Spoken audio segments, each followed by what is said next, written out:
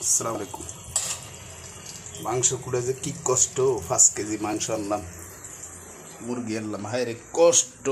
এই ঠ্যাং এগুলি কেমনে লইব, এগুলি কেমনে খাইব আল্লাহ জানে। এগুলি দিয়ে দিব একজন রে, এটা আর আমি খাই না। কি অবস্থা, এত কষ্ট করা যায়? এই যে সব ধুয়ে এখন ফ্রিজে রেখে দেব।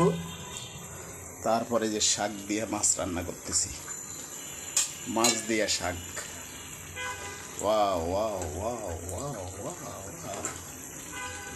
চলে আসুন সবাই, মুরগি রান্না হবে আর শাক দিয়ে মাছ। অনেকদিন পরে শাক রান্না করতেছি, চলে আসুন সবাই। সবাই দাওয়াত রইল, খাওয়াবো।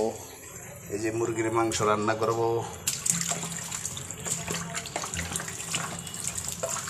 চলে আসতে পারেন,